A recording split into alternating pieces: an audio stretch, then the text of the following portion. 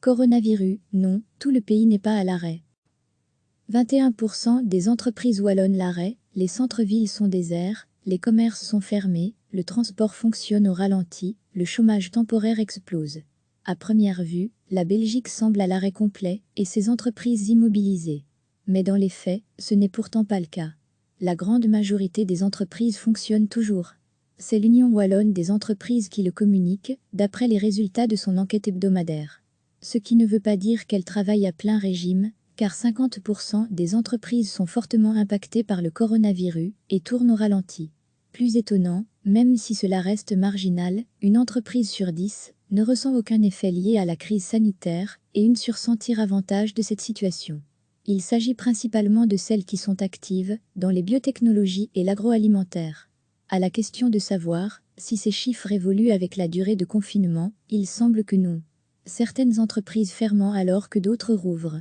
D'ailleurs, la Fédération des entreprises de Belgique estime, elle, que sur l'ensemble du pays, 24% des entreprises privées sont à l'arrêt, alors qu'elles pourraient travailler sous conditions. En clarifiant et améliorant la situation en matière de distanciation sociale au sein de ces entreprises, c'est 6% de notre PIB, ensemble des richesses produites, qui seraient ainsi sauvées. Chaque semaine qui passe coûte 2,4 à 2,8 milliards d'euros. Selon la FEB, chaque semaine qui passe coûte entre 0,55 et 0,65% du produit intérieur brut de la Belgique, c'est-à-dire de 2,4 à 2,8 milliards d'euros. Bien entendu, l'impact est mondial et les entreprises d'autres pays sont frappées de la même manière, avec des répercussions sur la richesse de leurs pays respectifs. D'ailleurs, le problème numéro 1 des entreprises touchées n'est pas tant la diminution de production, l'absentéisme ou les règles de distanciation sociale, non, il s'agit de la baisse significative des ventes. Le deuxième souci vient de la chaîne d'approvisionnement, fortement perturbée. Ces deux explications se retrouvent en ordre inversé si on ne s'intéresse qu'au secteur secondaire, entreprises de transformation. La majorité des entreprises fonctionnent, certes, mais qu'en est-il de la main-d'œuvre ? L'Union wallonne des entreprises se penche également sur ce pan du dossier dans ses études. Il en ressort qu'il ne reste que 29% de cette main-d'œuvre sur le lieu de travail, 25% étant passés au télétravail. Malheureusement, bon nombre de travailleurs ne peuvent plus exercer leur métier, puisque ce n'est pas moins de 36% d'entre eux qui se retrouvent au chômage temporaire. Ce qui peut également surprendre, c'est le faible pourcentage d'absentéisme. Seulement 7% de personnes sont en congé de maladie ou doivent garder leurs enfants. Enfin, 3% sont en congé, sans possibilité de partir à l'étranger, de flâner en terrasse ou d'effectuer une quelconque activité touristique. On a connu meilleure période de vacances. Recevez chaque matin l'essentiel de l'actualité. Les centres-villes sont déserts, les commerces sont fermés, le transport fonctionne au ralenti, le chômage temporaire explose. À première vue, la Belgique semble à l'arrêt complet et ses entreprises immobilisées. Mais dans les faits, ce n'est pourtant pas le cas. 21% des entreprises wallonnent l'arrêt, la grande majorité des entreprises fonctionnent toujours. C'est l'Union wallonne des entreprises qui le communique, d'après les résultats de son enquête hebdomadaire.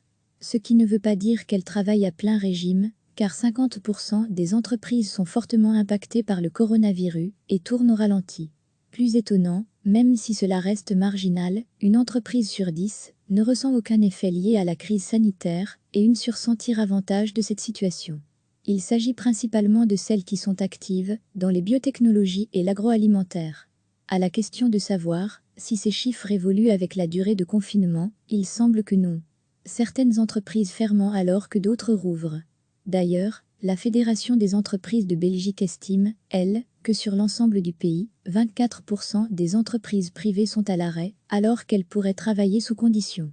En clarifiant et améliorant la situation en matière de distanciation sociale au sein de ces entreprises, c'est 6% de notre PIB, ensemble des richesses produites, qui seraient ainsi sauvées. Perte de 2,4 à 2,8 milliards d'euros par semaine. Chaque semaine qui passe coûte 2,4 à 2,8 milliards d'euros. Selon la FEB, chaque semaine qui passe coûte entre 0,55 et 0,65% du produit intérieur brut de la Belgique, c'est-à-dire de 2,4 à 2,8 milliards d'euros. Bien entendu, l'impact est mondial et les entreprises d'autres pays sont frappées de la même manière, avec des répercussions sur la richesse de leurs pays respectifs. D'ailleurs, Le problème numéro 1 des entreprises touchées n'est pas tant la diminution de production, l'absentéisme ou les règles de distanciation sociale, non, il s'agit de la baisse significative des ventes. Le deuxième souci vient de la chaîne d'approvisionnement, fortement perturbée.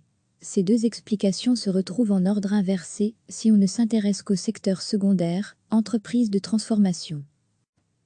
Plus de la moitié des travailleurs au boulot, la majorité des entreprises fonctionnent, certes, mais qu'en est-il de la main-d'œuvre?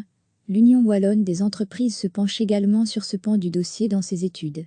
Il en ressort qu'il ne reste que 29% de cette main-d'œuvre sur le lieu de travail, 25% étant passés au télétravail. Malheureusement, bon nombre de travailleurs ne peuvent plus exercer leur métier, puisque ce n'est pas moins de 36% d'entre eux qui se retrouvent au chômage temporaire. Ce qui peut également surprendre, c'est le faible pourcentage d'absentéisme. Seulement 7% de personnes sont en congé de maladie ou doivent garder leurs enfants. Enfin, 3% sont en congé, sans possibilité de partir à l'étranger, de flâner en terrasse ou d'effectuer une quelconque activité touristique. On a connu meilleure période de vacances. Cliquez sur s'abonner pour recevoir les dernières nouvelles.